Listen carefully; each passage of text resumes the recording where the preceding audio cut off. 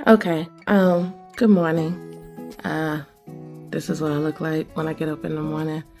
Um, just did some stretching. Um, I just wanted to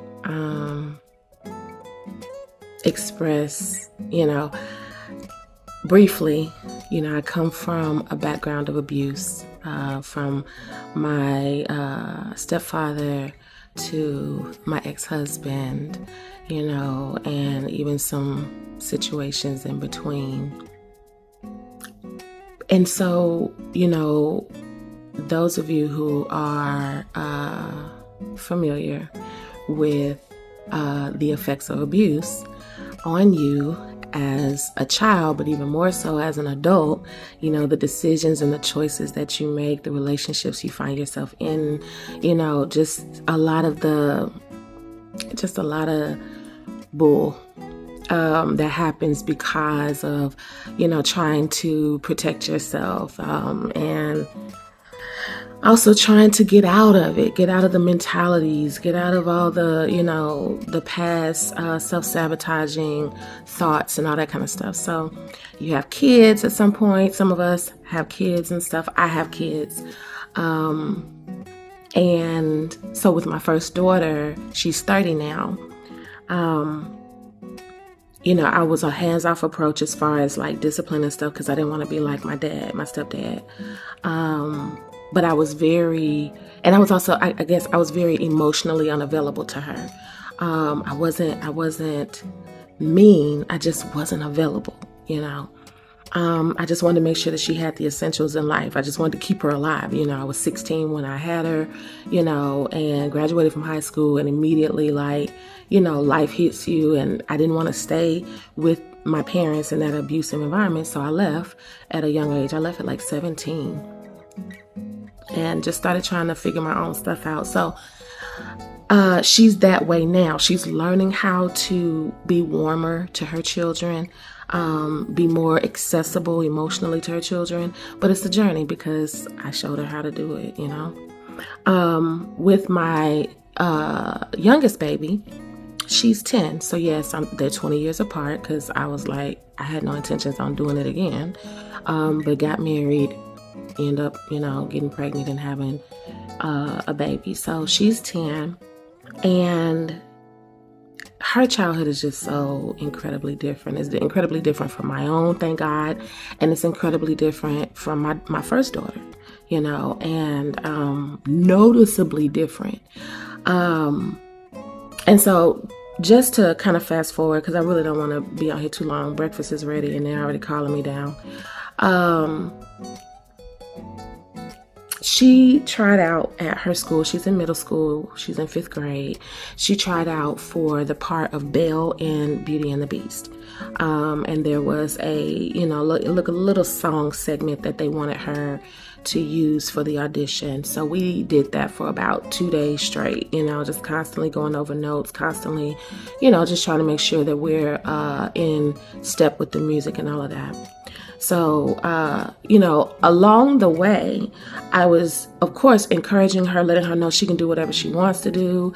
It's all up to her. It's the effort that she puts into it. It's the attitude that she, applies to it and all of that kind of stuff. But I also let her know on the flip side, you may not get what you're asking for or what you expected. And that's not a failure, that's just take the feedback and use it towards the next opportunity, right? But I was nervous because she's a Cancer. Cancers have a bottomless abyss of emotion. And so I was really like, I don't really know how she's going to take it. If she gets it or if she doesn't get it, I don't really know. I just know there's going to be some emotions, right? That's where I was preparing myself because I'm a Gemini, right? And I grew up in a household where emotions did not matter. You just did what you had to do. If it didn't work in your favor, you had to just pick up and move on, right? So I had really been working on that even before she was born. I was trying to work on how to not, be unavailable emotionally to her, and also to not create that, that just that undisciplined, I guess, emotional roller coaster. I don't know how else to say it, but just trying to help her to just be balanced, and to really think through her emotions.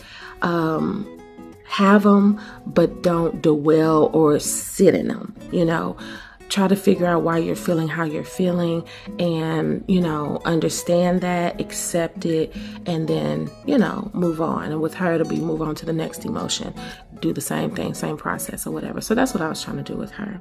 Of course, this is all stuff that was not taught to me or my sister or any of my siblings in my household, in my childhood. Everything was suck it up and move on. So this was different. So I didn't know. So the callbacks were just posted by email today. They pretty much prep the kids, if you get a call back or whatever like that, it's not a guarantee that you're going to be casted, but you got a call back. We'll see you on Monday. Other people, they said if you didn't get, you're not on the list of callbacks, it doesn't mean that you're not a part of the cast. We'll reach out to you guys, later. So, but again, I didn't know. So I'm looking at the callback list and she's not on there. And so I'm like, oh God, and I'm thinking in my mind, she's going to be devastated, but I just said, okay, we're just going to have to work through it. So she comes in my room. She's letting me know breakfast is ready or whatever like that. And she's like, I got to check the callbacks.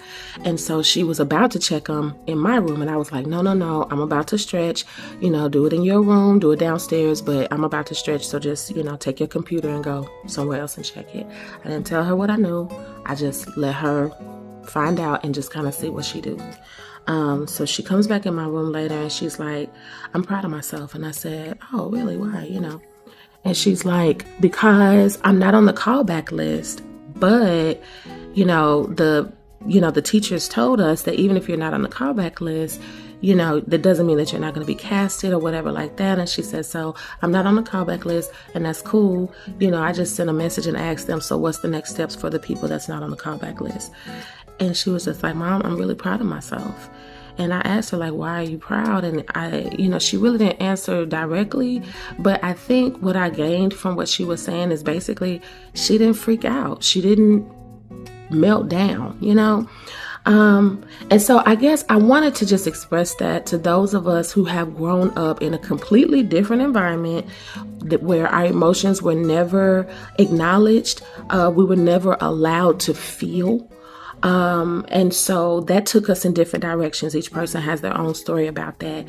But the blessing in your healing, when you decide that you are no longer going to live according to what was downloaded into you in your childhood, and that you're going to start seeking a path of healing, it does domino and trickle down to our kids.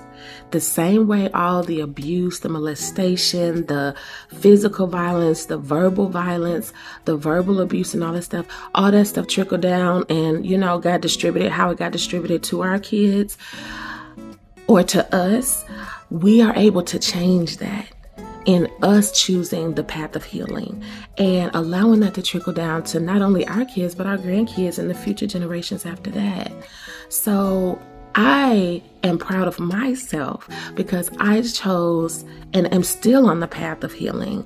And every single choice that I make to not go down that back way, that, that self-sabotaging way or that emotionally unavailable way, when I choose a different path, a path of love, a path of forgiveness, a path of gentleness, a path of listening, actively listening, a path of conflict resolution. When I choose those paths, everything aligns. And so I'm so proud of myself. I'm proud of my daughter. I'm even proud of my oldest daughter because she and I had a conflict last night. And the way that she chose to give me 24 hours, the way I chose to express how I was feeling, and then I left it alone to just see what she would do next. all of that, it's trickling into my tribe and into my granddaughters, and just it's aligning. So I don't know who needs to hear this, but I just needed to share because, I mean, you know, we got a whole day planned, and to start our day off like this is just a true blessing. And I hope that it turns into a blessing for those of you who choose to listen to this long video. But anyway, thank you guys. Hope you have a wonderful, amazing day and can share some of your own stories.